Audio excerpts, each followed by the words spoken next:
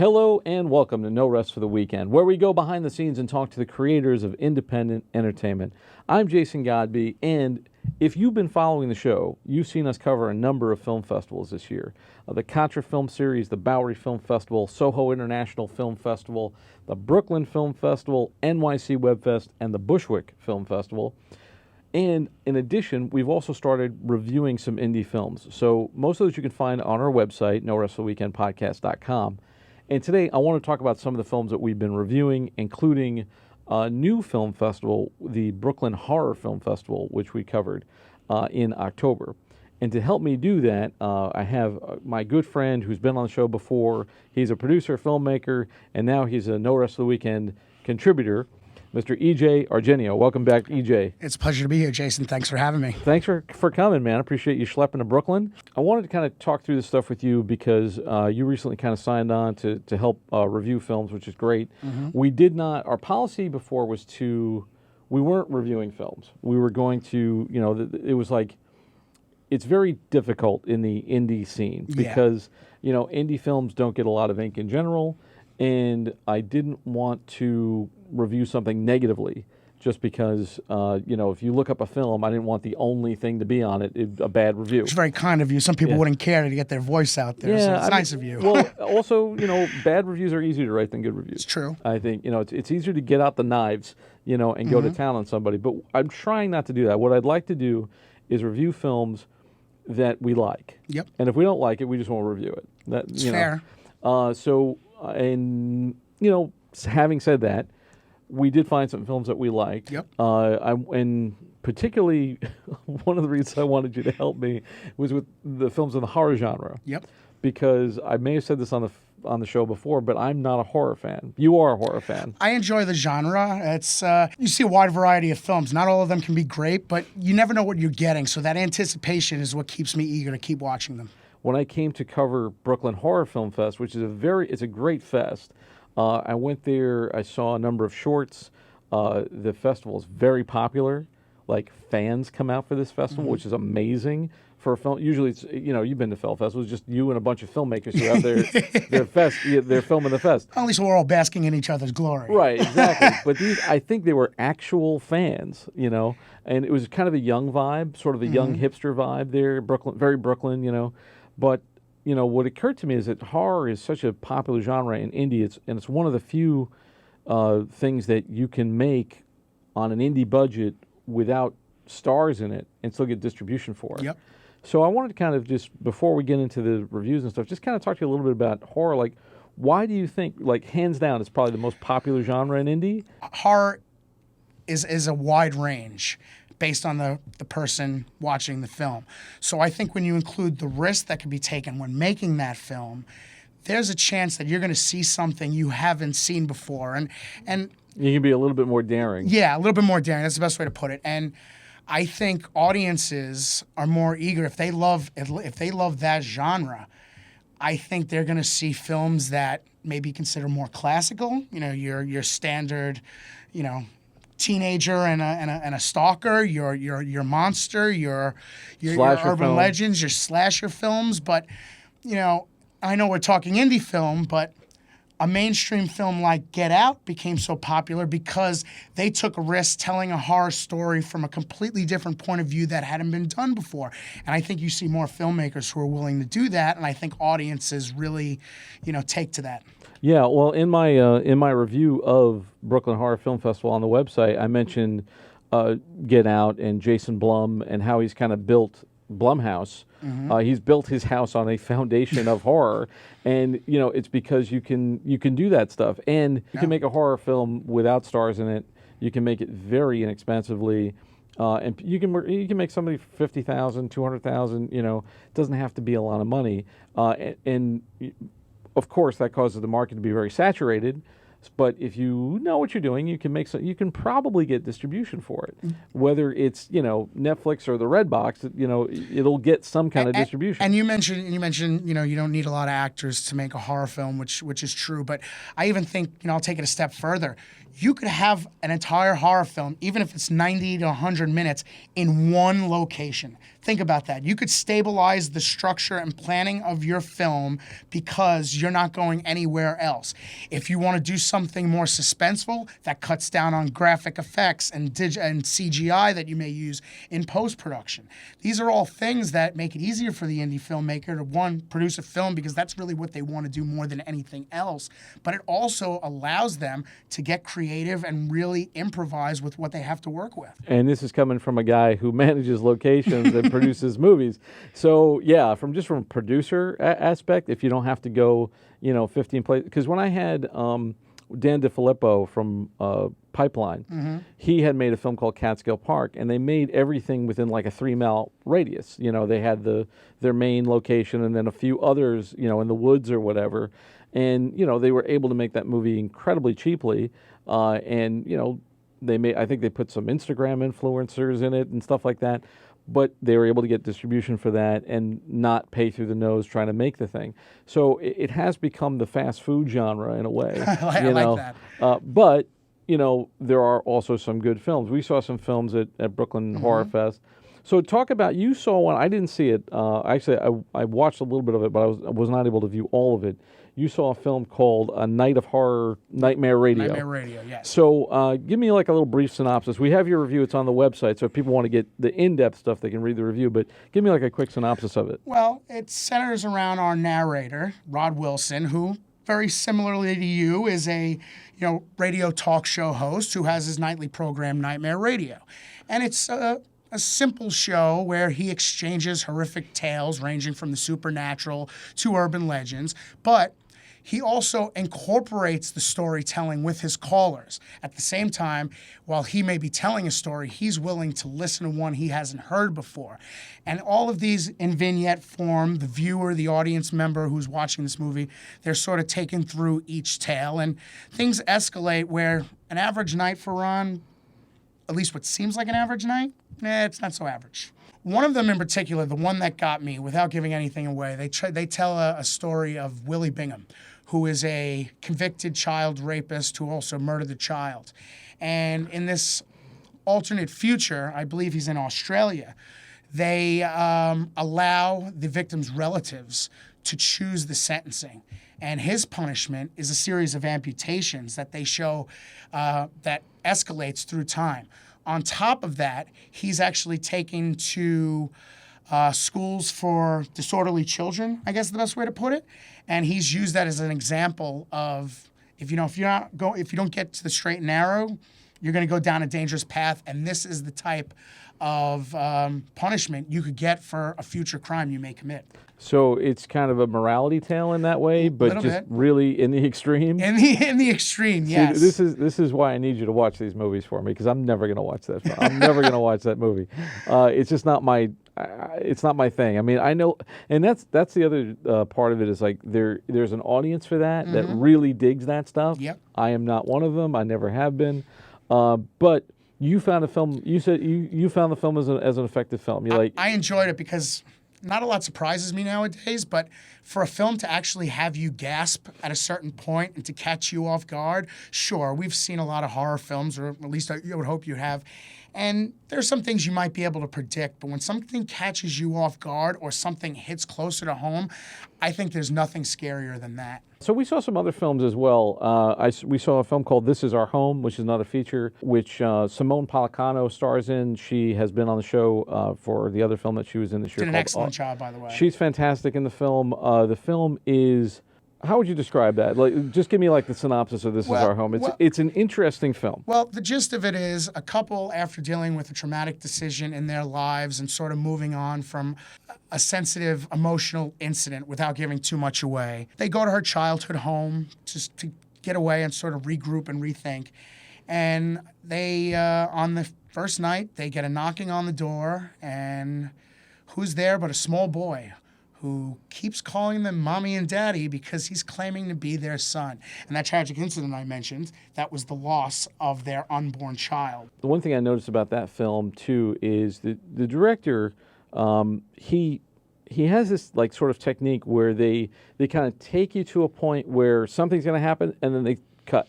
Yeah. And then they take it to the point something's going to happen, and then they cut away. Trying to, it's sort of trying to keep you guessing. The first time it happened, I wasn't sure if it was more just a poor edit, which I found very hard to believe, because why would it be accepted into film festivals if the post-production was poor?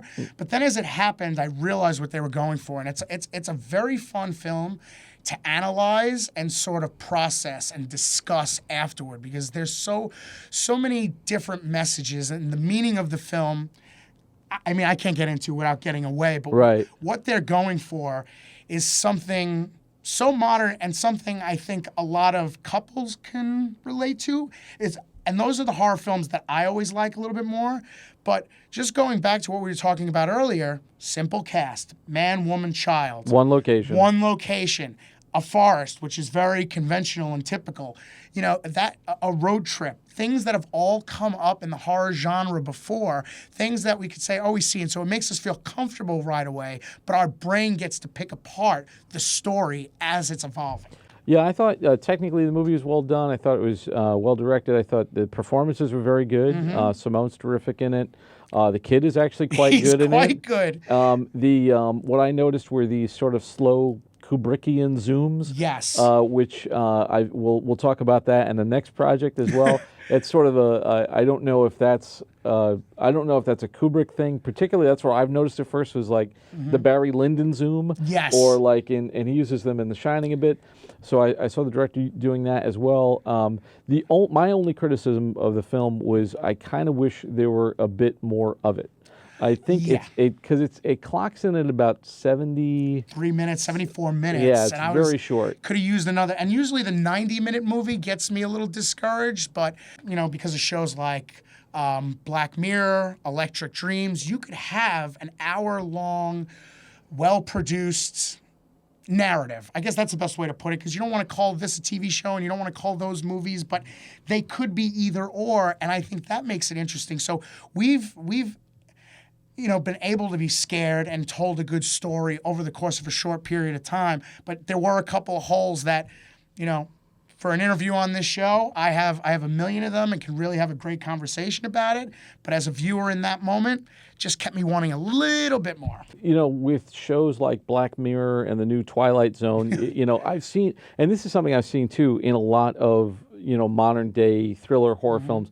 I go, what, that's a Black Mirror episode. Or that's a new Tales from the Crypt or a new Twilight Zone type of thing. Well, you're going to see more and more of that, because a lot of these filmmakers who are coming up into the genre are raised on television. Yeah. And for that, I think it was a pretty effective film. I just wish there were a little bit more meat in my sandwich. But moving on. So another short. This is a short horror film. Since we're on the topic of horror, I'll stay with horror. So I don't know if you know Film Riot, but I'm not familiar with it. Film Riot is a very popular YouTube channel, and if you're a filmmaker, it's great to know these guys. Check them out, Film Riot on YouTube. They have got a lot of advice and a lot of great tools, tutorials. I've learned a lot from them over the years, and they've been doing it since, I want to say, 06 or something like that. Sounds about right. Since the early days of YouTube. So Ryan Connolly, who's the man behind Film Riot, and he's put out, 15 short films in the time that they've done it. He just put out a film this year, sort of a little Halloween treat called There Comes a Knocking. And we both watched it recently. I liked it a lot. I thought it looked great. I thought the acting was very good. It's a very short film. I think it clocks in a total of like 9 minutes. And I think 7 minutes of actual There's like play 3 minutes time. of credits at the end. So which were beautifully done, taking it through the actual door that they're showing. But it's a woman dealing with some personal grief. And I think it deals more with the haunting and the acceptance of that grief and moving on from it. And I don't think she's quite willing to let that happen yet. It's really interesting because we go from, terms of endearment kind of drama in a very short to, horror film. And it's very well done. Very good cinematography. very well edited. Connolly has gotten to a part where after all of these, his mantra has been write, shoot, edit, repeat. Write, shoot, edit, repeat. And he's been doing that for years. And, you know, if you're a filmmaker out there, that's a good mantra. And as a result, he's gotten really good. You know, he's been really good at making short films. This is proof of concept for a feature, so I'm kind of anxious to see what that's going to be.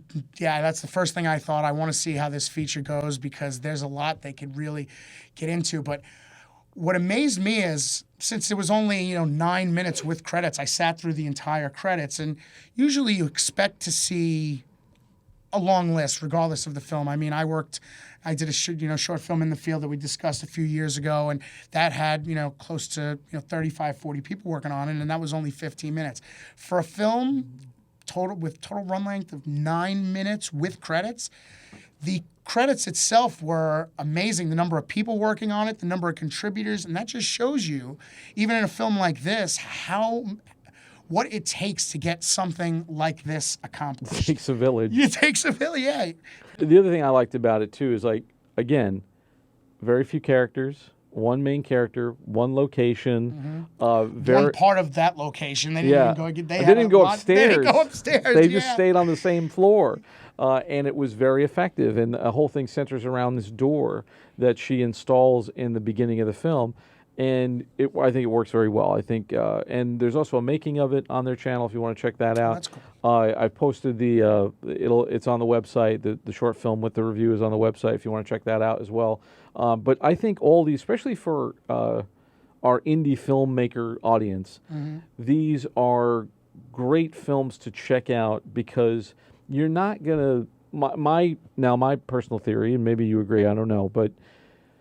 My personal theory is you're not going to make a great short film or you're not going to make a great indie film if all you ever watch is like Avengers 4. Yeah. And huge budget action films and things like that. You can be inspired by that, but you don't have 150, 200 million, 300 million dollars to make a movie. You took the words right out of my mouth because that's literally where I was going next, because if you're afraid to make something, say you have a premise for an idea and you don't know how to totally go for it and don't know if you want to go through the work making it, seeing these films, and especially the short horror films, I think that's even harder because we're talking about features and looking for more time. So to do a good horror short, you really have to believe in your story, no matter how long that may be. But I think just by witnessing some of the other works that are out there and the risks other people are willing to take, I think that'll not only help you stay away from certain things and give you an idea like this doesn't work, but I think it also might encourage you to say, wow, they did this. I would never expect to see something like this here. Or, you know what I mean? It'll open your mind up to further possibilities. And I think you need that as a filmmaker, because if you're closed-minded, I mean, not only is a story and a script constantly evolving, but even when you're on set, those days are constantly evolving. Like, how are you going to shoot it? The limitations of that day. You may decide to do something or see a vision that you didn't expect to see. And I think being open to that possibility is just exciting for a filmmaker. Yeah, one of the things that I liked about the Brooklyn Horror Film Festival, like I said, was the amount of fans there. So, this genre definitely has a real fan base. It's got a bunch of people that are willing to go out for this stuff. It doesn't need to cost a lot of money, and these films can endure. Like something like Nightmare Radio, who knows? If that catches on, it could be the next Tales from the Dark Side. It could be the next, And what I loved about Nightmare Radio, just going back to that real quick, is one of my favorite films from the 80s, Oliver Stone's Talk Radio, which was a play written by Eric Bogosian and then actually brought back 10 years ago onto Broadway, starring Liev Schreiber. But it's based on based on actual events, I guess is the best way to put it. I was trying to find the words of a DJ in a late night talk show host in Dallas, but the whole film, one location. I mean, it was about an hour and 40 minutes. They may have had a scene in a house or two, but the whole film takes place in his studio and shows him going from an impassioned host to an angry one. And he's actually, the horror for him, even though it's not necessarily considered a horror film, it can be considered horrific because his audience decides to take the vengeance out on him that he's taking out on them. And it's sort of, you know, he gets bit by his own sword or clipped by his own sword, I guess, if you will. And when I just heard the title, I go, okay, I guarantee they were inspired, but I want to see how this plays into an actual horror film where they're willing to say, no, this is a horror movie. And it paid off. With films like that and with some of the other films that we've seen, a lot of the post elements matter. Not just, you know, cinematography, sound, things like that, but music is huge. Music was very big. And both This Is Our Home and Nightmare Radio, good scores. And also There Comes a Knocking, great score, well edited. The color palette is one of the things I wrote about. Is just going from, you know, in There Comes a Knocking, there is the first scene where she's alone in the house and she's playing at night where she's playing the answering machine message. So you hear that, and then that's very warm. That's reds and orange and brown. And then when the noise, you know, comes from down the hall, it's all blue. So you go from sort of this warm candlelight kind of thing to more like this moonlight, and that gives you a change in tone. That tells you, you know, oh, we're in a different movie now. Yeah. Just going back to Nightmare Radio, the use of the color red was abundant, but in a good way. And there were a lot of other schemes that they were able to work in. And yes, some of them must have been worked in post. It's not just, you know, day of, but, you know, through gels. But I really loved the color used in the makeup of their creatures. It wasn't CGI. It was an actual actor, and they actually put the time and effort to detail these beasts' skin, if you will. I guess call them beasts. I don't want to call them monsters, but, you know, these abnormalities, these physical abnormalities, and the color that they used in that makeup added to the overall color scheme of the film. But then in a film like This Is Our Home, light, dark, and where and how they placed that, how they made things dark, you know, whether it's her putting the child to bed at night and that overhead light, or whether it's this room in the house that no one's supposed to go in, but we never see what's in the room. And everywhere, the narrow lighting as she climbs the stairs, that, you know, the way that's used, it's not just what we're seeing disturbingly that's scary at times. It's that unknown, and I think that's why, going back to our discussion of the fans in the genre, I think that's why there are so many, because the range in which you can scare an audience is so wide that it could be anything simple from color and lighting to actual physical horror. Yeah, because we all have different things that scare us, and, you know, something like, you know, Nightmare Radio, where you've got physical creatures and amputations and blood and guts, is much different than something like This Is Our Home, where it's all in the mind. You know, it's all very psychological. And I have to point out, the casting of James White as our narrator turned protagonist, Rod Wilson, was perfect, because as someone in radio, you need a good voice to grip you in. And his voice was encapsulating, but also disturbing enough that you knew something was up with him. And I think that carried things a long way. As he's telling these stories, you know, it's one thing when it's just well spoken, but to have that grit, something you would like want to I'd love to know if he's in a metal or a rock band, because I can definitely see him, you know, being the front man for smokes the right band. amount of cigarettes, exactly, sort of thing. Exactly, yeah. Anyway, I'm going to wrap up, but EJ, where can we find you on the web? You can find me on Facebook, EJ Argenio. You can find me on Twitter at EJ Argenio. Same for Instagram, EJ Argenio. You spell that EJ and then ARGENIO. And thank you for taking this trip down the rabbit hole. For more episodes, you can always find them on the website, NoRestOfTheWeekendPodcast.com. You can also subscribe on your favorite podcast app. And now we're on Patreon, so you can find us on Patreon.com/NoRestOfTheWeekend. Once again, thanks so much, EJ, for coming out. For Behind the Rabbit Productions, I'm Jason Godbey. Thanks for joining us. We'll see you next time.